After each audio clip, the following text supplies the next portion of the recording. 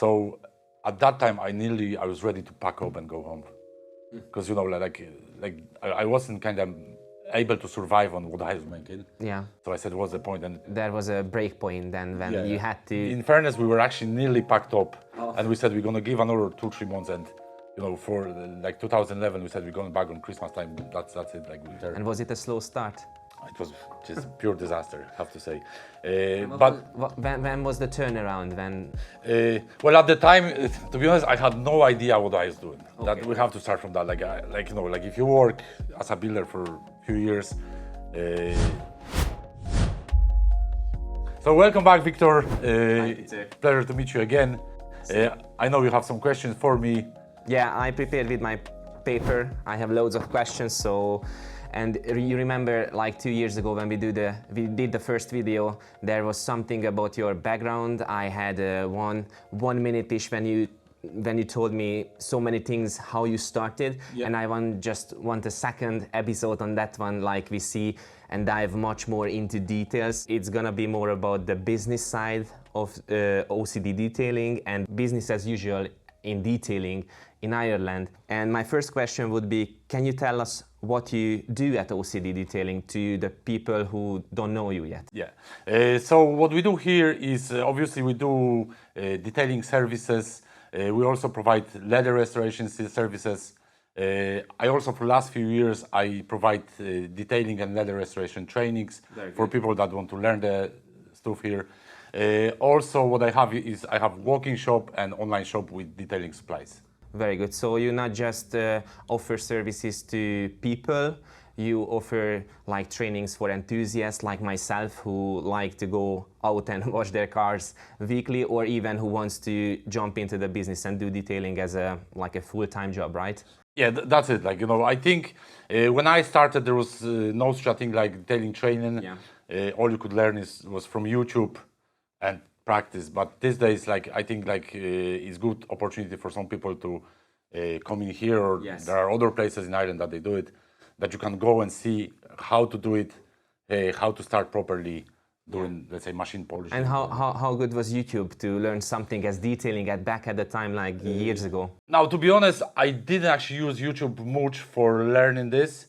The way I learned machine polishing and all that was obviously the practice. I put lots of time into practice, but at the time, forums were very good. Forums, yeah, I remember. You had very good source of information on forums. Like there is the biggest one in the world is the detailing world. Yeah. Now nobody talks about it too much, but I think if you go back to 5-10 years ago, the content was absolutely savage that time. Have you learned detailing on your own vehicle, or how did you start?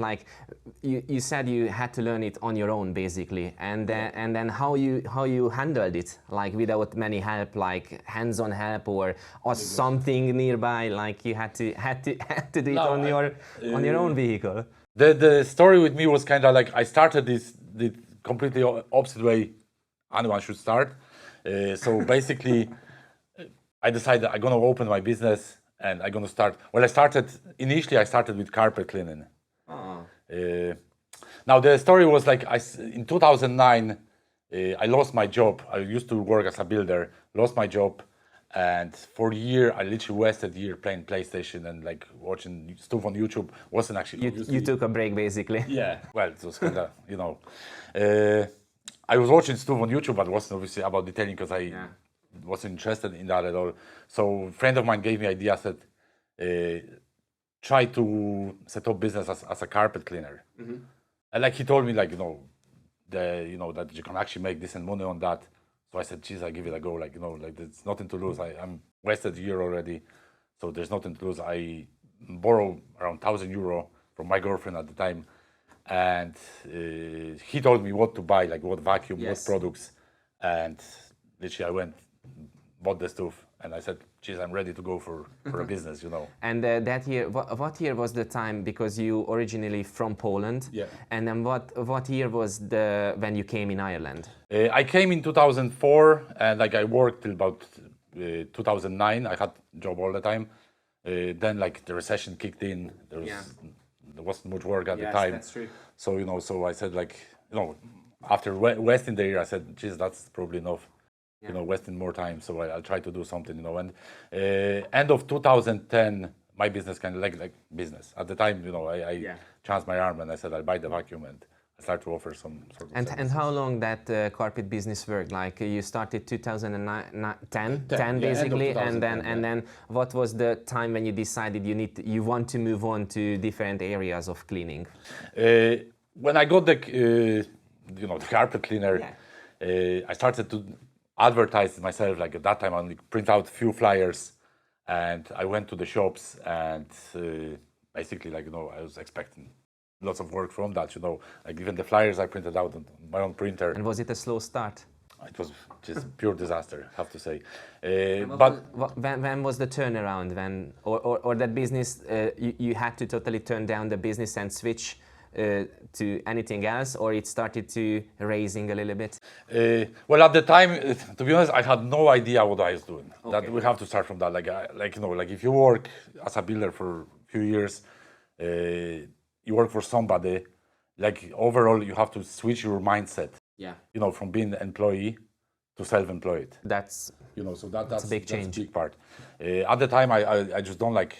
I'd say anyone would do, like, you know, you have some sort of idea, you think, oh, you do this, then you're gonna be very busy, you know. But like that, it doesn't work like that in business. You have to get experience first to make it work, and you know. But when I started to do carpets, I said, like, geez, I can clean cars as well, you know, like it was a big deal. Like, you know, I had my own car, like I cleaned it, and like I said, if I put more effort, more time, I'm gonna get professional results. Obviously, that doesn't happen. if you don't know what you're doing, even like, you know, even these days, I get people that they think that like it's easy job. Still, and we are in 2023 at the moment, yeah. Yeah, like you get people that they think it's easy. Not as much now as that time. Like people have bigger awareness. Yes.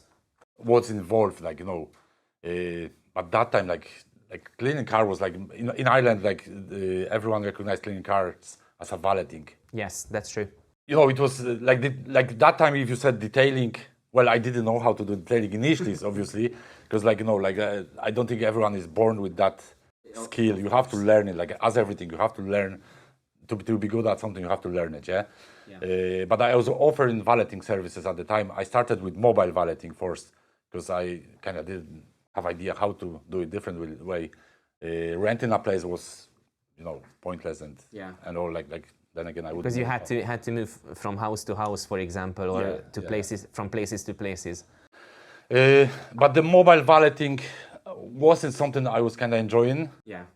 You know, like you're under pressure. Weather, especially weather in Ireland, is not the best thing for that. And to be honest, after a year from when I started the business, like it wasn't going for me at all. I think I done maybe 10, 15 services over the first year. So like, you know, it wasn't too much then. Jesus, like nothing, you know, like, and there was no, I couldn't see any light in the tunnel, you know. Yeah. So at that time, I was ready to pack up and go home, because you know, like I wasn't kind of able to survive on what I was making. Yeah. So I said, what's the point? And in Poland, economy was actually not too bad at the time. So I said, like, I'll go back home and. So that's what there was a break point then when you had to make another big decision to where to go. Yeah, that's it. And like, in fairness, we were actually nearly packed up, and we said we're gonna give another 2-3 months, and you know, for like 2011, we said we're going back on Christmas time. That's it. Like we. So you gave yourself a deadline basically. Yeah. You gave another 3 months. You said. Yeah. 2-3 months. And what happened then? Now, in summertime, I remember that was 2011 summertime, and like somebody dropped me a car for cleaning, and you know, like it was newer car, so I was kind of looking off that at the time. I still didn't know how to do it, but I was, you know, I was in the point where I was trying to do my best still, like, and like the owner was over the moon, you know, he was over the moon, and then he recommended me to his friend. Good. So this is how it started. Yeah, and like this, I done car for another lad, and then like, you know, he was also delighted with the job, so he started to recommend me to his, like within that week, I think I got maybe 3-4 jobs to do. And did you do any different, like for example, when you started, about your did you do any different processing during the cleaning? What made this result for other clients? They recognize your job, or you just did exactly the same, and then basically you found the right people. You know what I'm trying to ask here? Like, now I was like, I was trying to put more effort, obviously.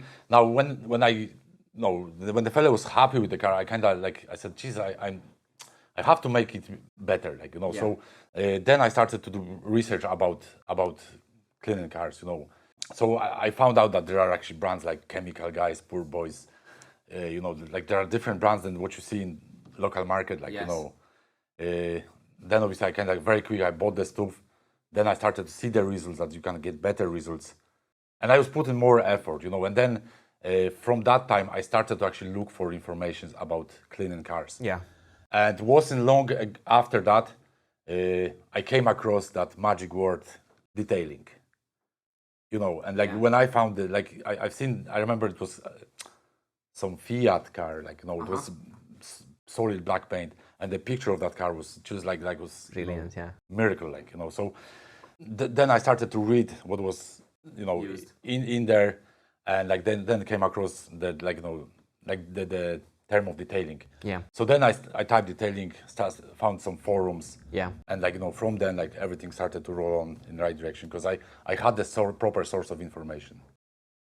That's around 2011 when I started to actually start to educate myself in detailing field. And then from there, you were still mobile at that time.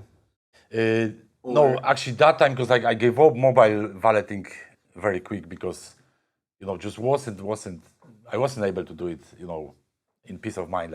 For this job you need peace of mind. So if you're mobile and there is rain behind the corner, you have to watch this, that, no, it doesn't just work the way for me it doesn't work. I know for some people it might work, but for me mobile doesn't work. So what I done after a couple of months, that time when I done the few mobiles job, and people started to be happy with the results, I decided to build a little shed there beside my house. Oh, very good. So just to have place to work and So you still invested it to make bigger and bigger. It was a big investment, but it was big improvement. And then you continued basically car cleaning, detailing beside your house, basically, at that shed. Yeah. And then was it hard to get people to your place from there? Because it's more convenient to people. It's very common to business place. Yeah. Now at the time, 2012, 13, 14, I was actually thinking about renting a place, and I found some place there, maybe 20 miles away from here. I thought this could be a good idea, but the times weren't kind of steady at the time yet. So it was hard, because if somebody comes to house estate, you have wooden shed that doesn't look the part. People wouldn't be kind of very trusty, in that case. But I was actually getting nice cars there.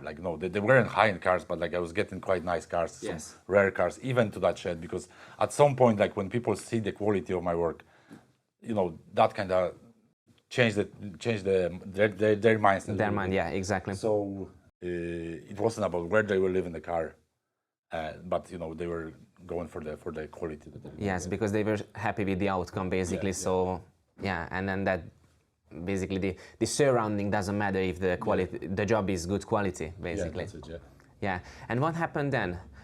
How long you stayed beside your house in that shed? I was there till 2016. So I'm here in this place 7 years now. Very good. In 2016, this became full-time business for me.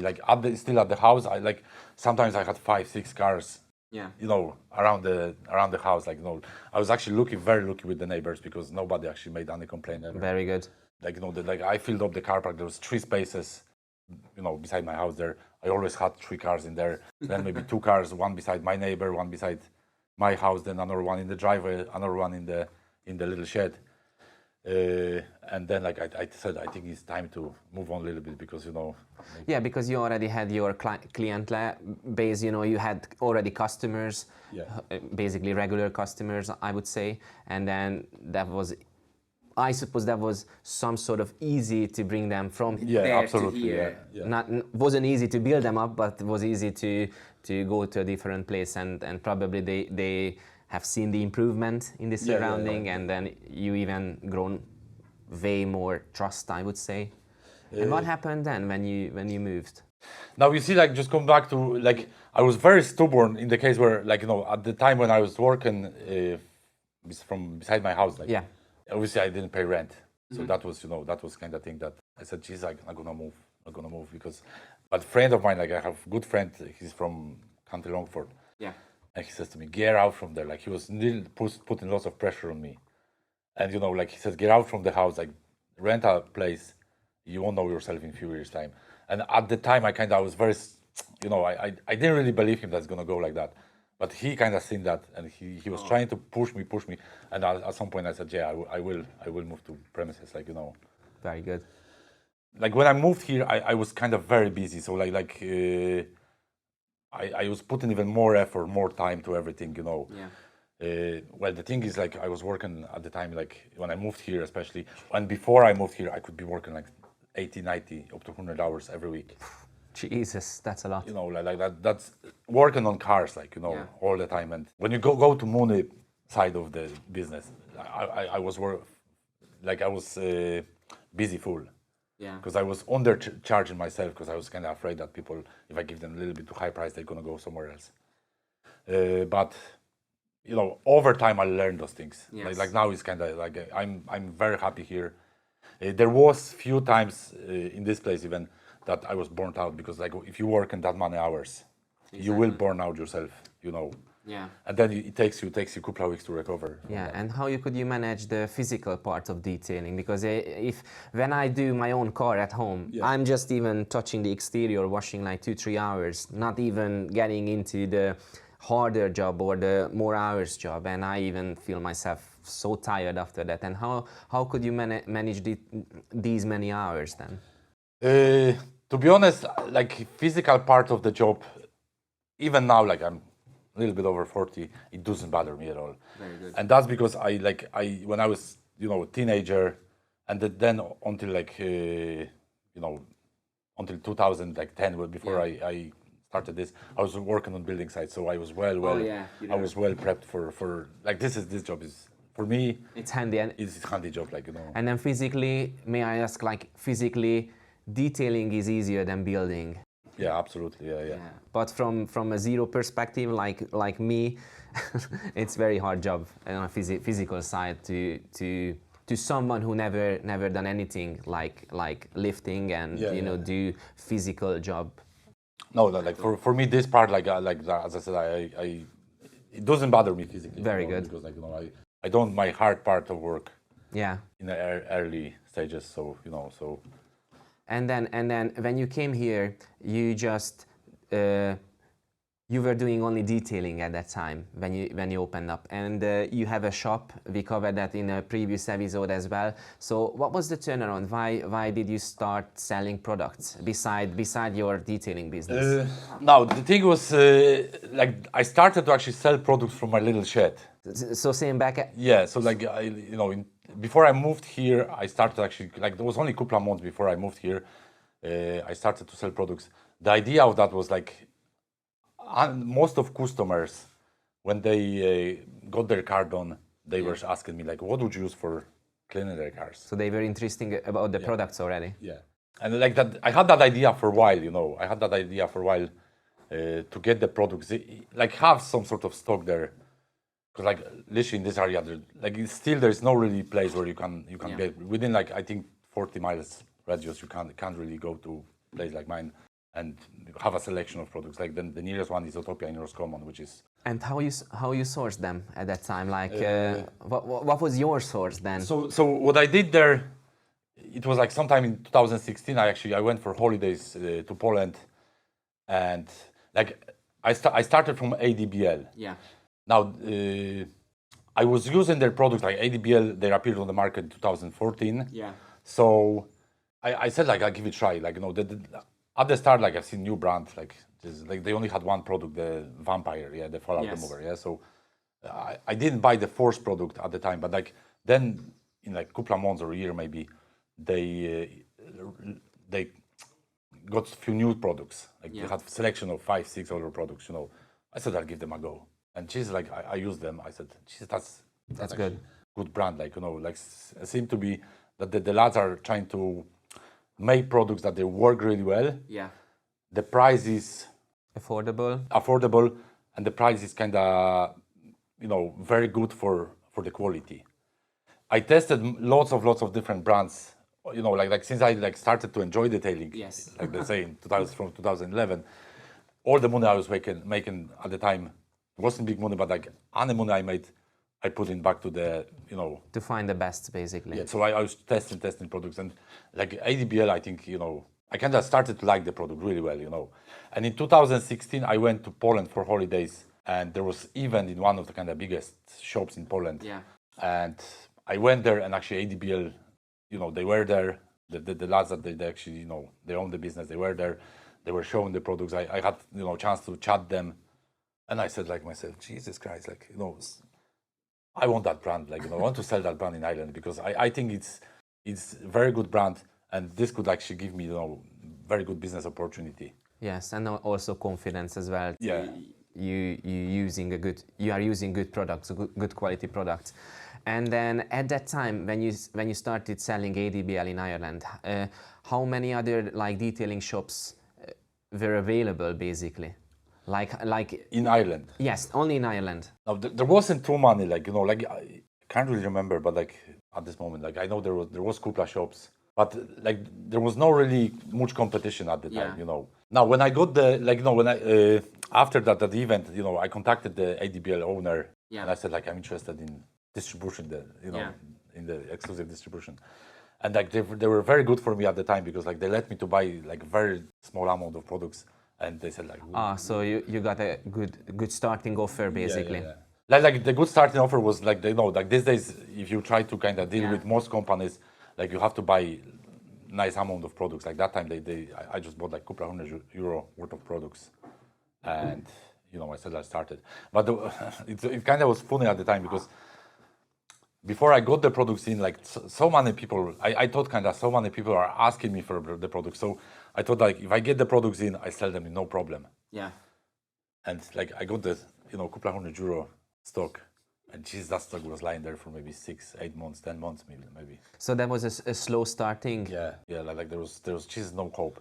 I remember I got website design for that. Yeah. I bought separate phone for separate number for the ADBL, and just the phone rang me. I think it was 4 months later. The phone rang me first time, and then after that, like I never got any calls for a long time. Yeah, but it probably was a very hard job to introduce some sort of new brand. At that time, especially because nowadays we have so many detailing products on the world, like even too many. We can't even count them. That's so many, and then probably that was the cause of the start selling because. At that time, especially in Ireland, people like traditional things, which, like big brands, big names. And then at that time, probably they didn't know ADBL. But nowadays, I suppose everyone who's, like doing detailing or just washing their cars at their homes, like they know ADBL in Ireland, probably. Most of them. Yeah, like things changed big time. That time, as you said, like, now it was new product on the market. So... it was very hard to convince people that buy this product because it's good. That's not enough. Like, it takes more than that. Like, and in fairness, took me a long time before the products actually started to be popular and like, they started to rotate on the shelves. Yeah. The ADBL to become famous in Ireland, like, obviously it wasn't just my job, but like, I started to meet other detailers, and I have to give big credit to Larry Keogh from Cleaner Car, Pirate Garage now, as well as a shop that when he started to use ADBL, and when he started to say like the products are very good, then actually this was kind of breaking point. That's back a few years ago, when things started to roll on. Like so I was putting lots of effort, but like the effort wasn't kind of giving results. And I have to say, like, thanks to Larry, things started to roll a bit better. Then he got them into the shop. He took his own shop, And like now, if you look at the, if you look at Irish market, there is like, good few shops selling the products. Like, Exactly. Yeah, and back when you started the, in this shop at 2017, 16, yeah. 2016, what was the services that you offered at that time? Or when you started like polishing jobs, like correction jobs, or like not even talking about coatings or anything, but when was that moment when you realized that can be much more done than just cleaning cars, and then there is another, like... Now you see, like, the thing is, I started to do corrections back in my shed, like, So you already started? Yeah, because you see, like, now I know the conditions in the shed weren't great, but I was getting really good, really nice results. Well, that's due to the fact that I was putting lots of hours, like, like in 2012, 13, like, still, like, detailing wasn't recognized as a service. Yes. So what I done that time, like, that might sound mad these days, but I was just undercutting my price to, to bare minimum. That, like, it didn't make sense to do it, but I caught the book to the point where I said, I'll do it for free, like, I'll do it for free. My God. Just to do it, because I kind of loved it so much. Well, still, I have to say. And then what would you say to yourself at that time, if you would have the knowledge as now? What would you say? Was that would you like advise to do this someone nowadays to do that? But today, yeah, it's sort of a tough question, because today everyone knows polishing and correction much better than that time. Yeah, like, you see, that time, like, somebody, like when I was getting any inquiries from customers, like, they were asking, like, can you do full valet? Odd person was asking, can you do ticket? Jesus. So, like, to show the actual value of the service. Yeah. At the start, I was actually charging them, like, for decent full valet, but I said, like, you can leave this car for 2 days, like, I'll have a little bit more time to do it. And, like, some jobs I don't, like, literally, like, I spend, like, maybe over 2 days. I started early in the morning, let's say around 6 o'clock in the morning, and it could be in the garage till about 10 o'clock, and I just spent 2 days like that. But after that, like, people were starting to recognize me, Yeah. Like, just look at this, what this lad does, like, and that's because of that I was getting some sort of nicer cars, like something. At the time was mainly like boy racers cars, which was good because, like, obviously the lads got the car done, they put it on Facebook, they recommended me and all that. So so from business perspective, it was the disaster. Pure disaster, but to grow up and, like, learn it, it was, I think, best thing I ever done. Yeah. I wasn't looking at how much I'm making, and then again, like, if I got, like, some money for the job, I put it back into the, like, buying, like, better polishers, buying new products, different products, trying this, trying that. And then when you were at the shed and doing polishing and correction jobs, how much money you invested into the equipment? Now, at the time, the money wasn't big, like, like starting up detailing business. If we just talk about starting up, you can even start with, like, I don't know, 1,000, 1,500 euro. You buy just bare minimum, you can start it off. If I was looking at it today, I would say, like, you need probably about 5 up to 10 grand to get nice, nice selection. Now, these days I know what I need. That time I didn't know. So also spending big money on equipment might not be a good idea, because you could buy so much stuff that you're not going to use, or maybe there is better sort of equipment. So, like, I was doing it slowly, like, but the first investment was 1,000 euro for the vacuum. I bought, decent vacuum for it. And then, like, whatever I made, like, I was kind of like, I bought force polisher. Then I bought another one. Obviously, like, you need products, so I was kind of invest in new products, buying, like, instead of buying small bottles, I tested small bottles first. Then I was buying, gallon, to break down the costs. Yeah. Does that answer the... Yes, question? Absolutely. So many good information over here. And then at that time, so when you came here to this shop, you opened up this shop, your clientele, your customers were already, you had a good customer base, basically. But what about the people who don't know you? Like, what people are usually asking you to do? Nowadays, like, no, or, these or, days- or how it started in this shop. Yeah, yeah. That's some sort of a different story than in the shed. Yeah, yeah. So, you know, what is the difference around Now, the you see, services? the difference is like even when I came here first, like like people see like car care place, Yeah. So I was getting like people coming and like asking for full valets and stuff like that. Like one thing, like what I realized at some stage is detailing is not for everyone. Yeah. Not everyone needs detailing service. Like if you have a mother of 4 or 5 where they mess up the car all the time, like that person doesn't need detailing. She has different needs to put her money in. Yeah. So I get people that they kind of, that they know I do car care, so they come for and they ask for full valet.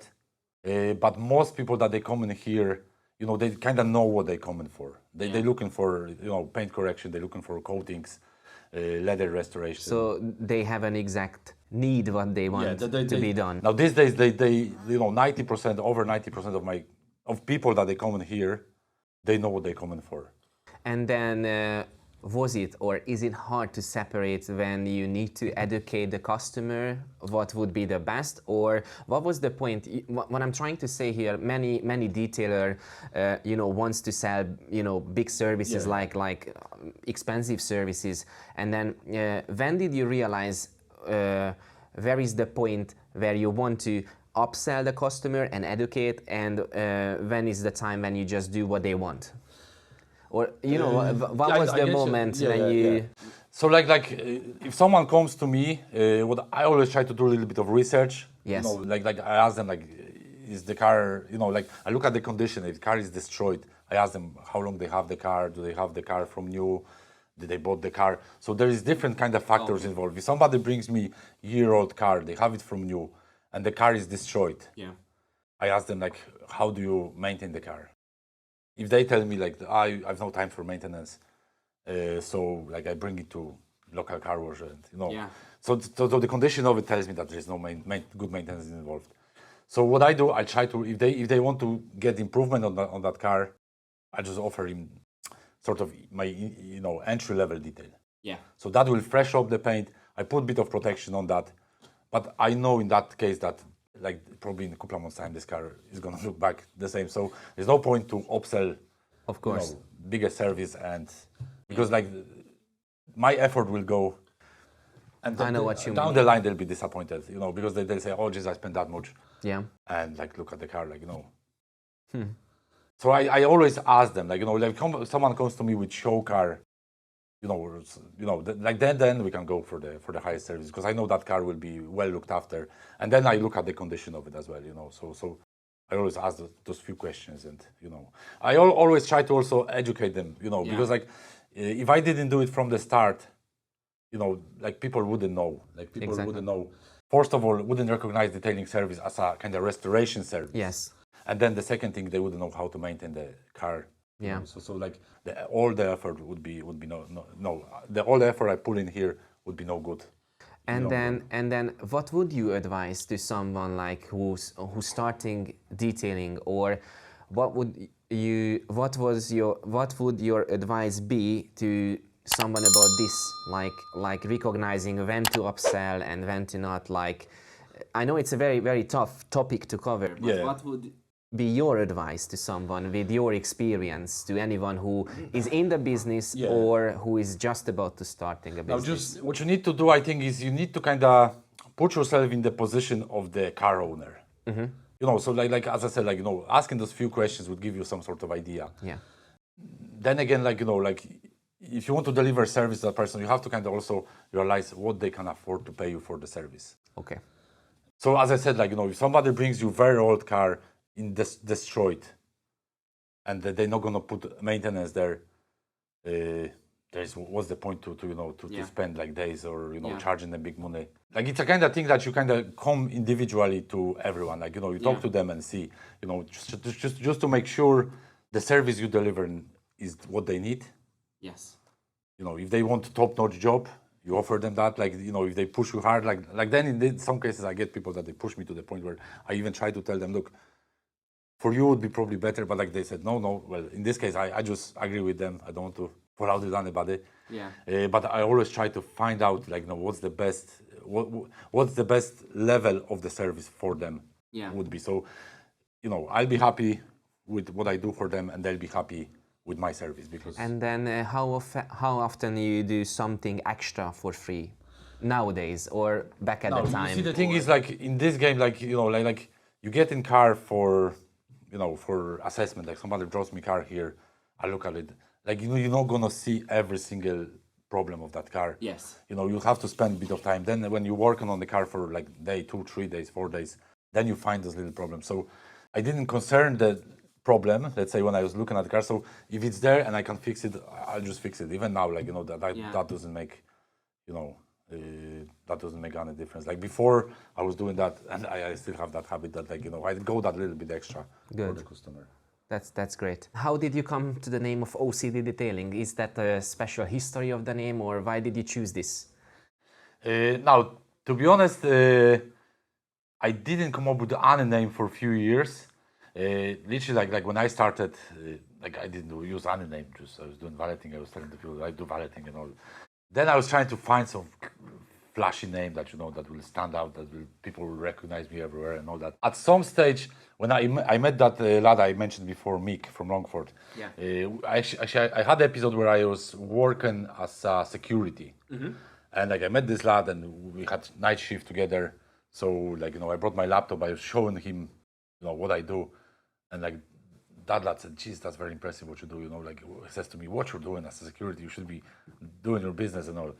And what happened was, like, he had a bit of passion for that as well. So one time I had a car and I invited him to, like, he said he would love to do that. So I said, like, come over and help me, And like we done the job, and like then he says, "Geez, man, you have OCD." I said, like, "Geez, what the is OCD?" Sorry for course. Then, like, he explained me. I look up on the internet was OCD, and he said, like, call your business OCD. Telenia, call your business OCD. And like took me a little while. Then I said, like, no, I have to have the name for the business. So I called the business Obsessive Car Detailing. Oh yeah. And I registered that name. I think it was 2015 when I registered the name. Like when I used the name, in public, like people started to call me just OCD. So I think like 2-3 years ago, I just changed the name, like officially in, with revenue or whatever, to OCD Detailing. And then that was what time was the shorter name came from the Obsessive Car Detailing? Yeah, I just made it shorter, so I just said, like now I'm registered as a OCD Detailing. Before it was Obsessive Car Detailing. That's a cool story, Peter. Yeah. Many detailers who's doing this for a living as a full-time job, they might or might not detail their own cars. How about you? Now, when I started detailing, I could spend countless hours on my own car. But to be honest, these days I just don't bother. Like I have a lad working for me, so if the car gets to the point where it's too bad, I just get him to give it a bit of work, And you put all the effort to the customers, basically, and that is where your satisfaction is now, basically. Yeah. Like my car, like it's kind of older car. There's not gonna be show car ever. It's kind of vehicle used to get me from A to B. That's I kind of treat my own car these days, And then talking about cleaning, and then back covering the topic about the products, you told us, like, you basically tested a load of product, but how do you choose brands for your shop to sell from basically since the last couple of years when you opened this shop? Now, most of the products, I'm not going to say I have tested every product that is on the shelf, but like especially when it comes to brands that I'm getting exclusive distribution for them, I always test them. Like, I give myself a couple of months, even with the company that I'm start to deal with. I ask them, send me box of samples, give me month, 2-3 months. Yes. I'm gonna try the products first. If I'll be happy with them, we can continue cooperation. If not, we won't. Simple as. Some products, I'm not gonna say I have tested every single product that I have on the shelf, but some of them brands I just have them because I know I might not personally love those products, but other people use them. Lots of people use those products. So there is a couple of brands that I have them because I know there is demand for it, and I want to kind of have a variety of products that will suit as many people as possible. And then an interesting question came into my mind, like, what is the 10 favorite products of yours as a detailer? Now, 10 favorite products. Definitely Vasco pre-wash is number one, and like this hasn't changed since 2013. I use that product since then, and like this product, that time was massive game changer for me, and I think even till now, it's very hard to beat that product. So Vasco pre-wash, I think you have Yes. used that product, so It's amazing. you know what I'm talking about. It fills a hole definitely in the industry as well, and Yeah. can be a game changer. Like the product, if it's used right, just saves so much time and like makes the job safer, because like using solvent tar removers, things might happen there. With Vasco, with my experience and the cars I'm doing, like the pride of choice, so like I wouldn't take any chance on using sort of product that could cause some damage on them. So Vasco pre-wash is definitely the number one. Let's say from ADBL, my favorite products, like they would be within the 10 top products for me. Like tire rubber cleaner is definitely one. Yes. You've used that, you know what I'm talking about. Beetlejuice book remover, that's another one. Third one from ADBL would be synthetic spray wax. Very good product, yeah.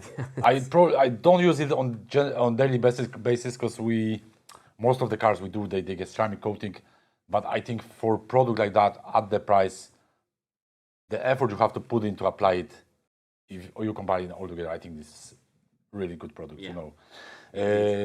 What else? Bright or One trim restorer. This would be my fifth product. Recently, I actually have products like I do with leather a lot, but I started new brand, like the brand kind of appeared about a year ago, Geist, and their leather cleaner. They have two leather cleaners. The mild version of their leather cleaner is absolutely amazing because it's plant-based product, and even on a worn leather, it doesn't strip the color. Yeah. As if you use product that is a little bit stronger, you might actually clean it, but like you might affect the surface. So this product is absolutely beautiful for that because it's very, very safe. Very good. And cleans well. So that's another one. So that's 7 product. What else could I say? Coating. When it comes to coatings this year, like I started to use it last year. After a good bit of testing, I have my new favorite coating, which is Clintel Admire. Yeah. Like you know the brand there. It's product like this available for everyone. Extremely easy to use. Provides like 3 years durability. And like all the features are like where they should be. When you apply that coating, like the coating is there straight away because even like it makes the paint so smooth and all.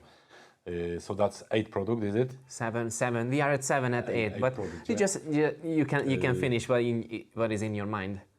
I think we have 7 products there. So another one would be, in this case, like I'm trying to pick kind of from different fields. So compound, when it comes to compounds, FX Protect Heavy Coat is my favorite coating compound.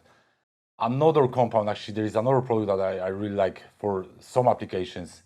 Maybe it's not to be used for corrections, but like, if you have like sort of job that you want to freshen up the paint, Zvizer one is definitely one I would point. It's amazing product for its abilities, like, what you can do with it if you use it right, obviously. And the last product, like, it's not really product. In this case, I would say nut polishing pad. And this case is the white nut polishing pad. I use it mainly for coating stages on harder paints. It just gives excellent results, makes the job sort of effortless. I remember last time when I was here and you did the job on the Volkswagen GTI. I remember that you were talking about that white and net pad, which works very well as a hard cut, and then the foam acts differently in different stages. Like if you use it right, you can achieve like really, really good results, and just makes the job, the work effortless. Yeah, and then these 10 products, like we cut it like 10 products, but these probably changed during years. You know what I'm saying? Like if I would ask like 3 years before today, this list would probably different a little bit. Absolutely. Like there is no such thing like, some products like they haven't changed for years.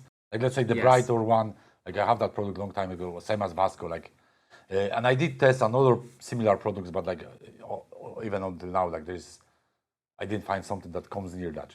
Like you might get some similar products, but like if you put in place like like the quality of it, durability, application, price of it, like just like some of them products, you can't beat them, like, you know. Yeah. Even And then if you find a new gem, for example, comes comes a new product which you really liked, does it take long to implement it to the, you know, like to your daily work and use that as a daily driver, basically, as product? like if I find something nice, I give it a bit of testing, like, you know, Yes. I want to test it first. Like even like this year, I got quite few new products, Yes. and I'm testing them for a while, so that like, I have them there, but like I haven't said my opinion about them yet because I just gonna give, you know, Yeah. proper testing. And if they do work, like, yeah, I put them in straight away, like, and you know. Then again, when you talk about products, because I know like Facebook especially is very kind of well, very good for that, I would say. On groups, let's say, like you have that question, which is the best product? Yeah. And people are looking for the holy grail that will actually Works with everything. that will work with everything, that will sort of replace their effort. Yeah. You know, use the product instead of putting effort. Like product is only part of finish. You know, product is like only like I'd say 15, 20%. Obviously depends on what you're doing, like, you know, but like even when it comes to compounds, like people are looking for that the best compound, you know. There's no such a thing because like every car is sort of different. You have to approach it individually. Then also like some products might be perfect for me, but like you have different technique, you have different experience, you have different that. Yeah. It might just not work for you as good as for me, you know. So in the case of products, like it's a kind of subject that I think like the best thing to say is like try what's best for yourself, you know. Yeah. So back with the big business a little bit, and if any other detailers who's starting a business like this, what would be your advice to them? Your best advice, or now like obviously like over years my advice would change. Yes. Like, you know, like if you ask me this question like 10 years ago, I would say completely different things. But now with 13 years experience, I could say like first of all, try whether this job is for you. You know, try whether you like it or no. You know, if you gonna do it just for sake of making money, I think you're probably better off to maybe find something different, because this is not a job that you have guaranteed, you know, huge income, especially at the start. If you decide that, yeah, this is something I really enjoy, I love it, then, you know, start to learn the trade itself. Start to practice as much as you can. Try to get maybe some training. Try to invest lots of time into learning the skill, because like this is the base of your business. Yeah. But also, I would say if you want to do it in long term, try to learn different aspects of business, not just detailing itself, because like you could be the best detailer in the world, but if you don't know how to run a business, you know, at some stage you will come into financial problems, and just like, you know, everything might go, like all the effort you put in might just disappear. Then again, like most of people that I actually know in this industry, especially that I do trainings, like people come to me and they say, oh, I want to do training with you because I'm sick of my work and I just want to do detailing. Yeah. And like I asked them, do you have any kind of experience in this? And they said, no, really, but like I would enjoy it. Like I wash my car, I do this, I never polish a car. So I would say definitely try to get some experience before you make that move. You know, try to get some experience, see what results you get, and see the reaction of people on your work, and then, you know, then start from that. Like, you know, like there's so many things involved in business, especially like most of people, same as myself, you starting off your one-man army, like, you know. So you have to be a bit of your own accountant, you have to be your marketer, you have to deal with customers, you know, then you have to do the job, which takes most of the time. So that, like, you know, you have to cover all these aspects.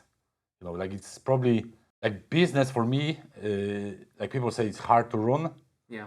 But then again, if I look at it from the other side, I think it's very hard to get up every morning and go to a job that you don't like. Exactly. So you think in detailing the passion means a lot. So without a passion, it won't be a long run.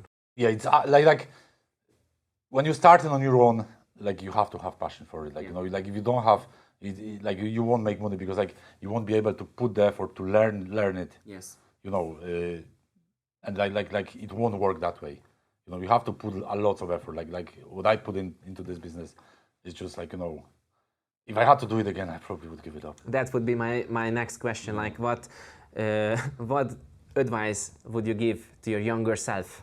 Like, for example, like back at 15 years before today, when you started. With this experience, what would you say to yourself?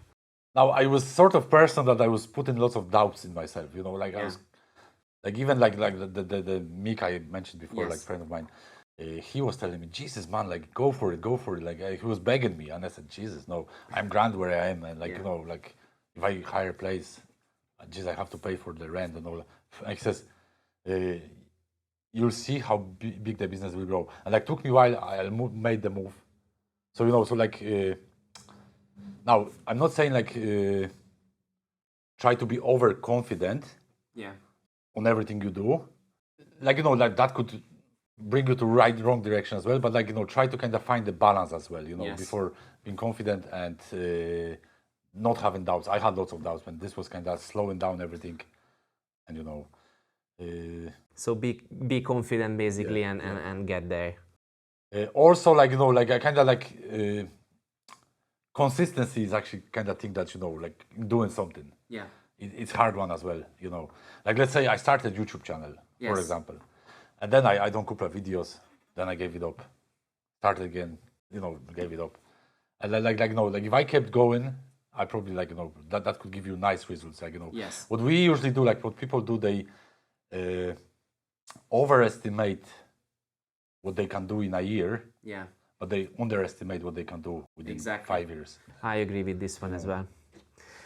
Look, Peter, I have only one more question which might not be answered like on the table, but would you mind to show me some polishing steps for as a beginner, because I would like to you know, polish my car at home, but I have zero experience, and if you don't mind to share some tips and tricks on a vehicle. Yeah, absolutely. Like you know, I do training, so like, and most of the people that come to here, like for the training, I get really good feedback from them. So we'll see what we can do within a few hours.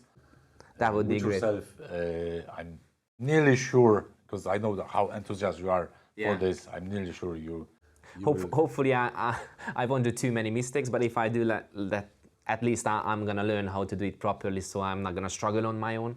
Yeah. So, look, Peter, I would like to thank you for this interview, and I'm very happy we made this done. We learned a lot about you, and thanks for sharing all the background story of OCD detailing and yourself, and thanks for having me on today. Like, obviously, thanks for your time. I know, like, you know, it's kind of effort for you to come from like near Dublin there, and especially that you're only here for a couple of days. Like, I really appreciate it.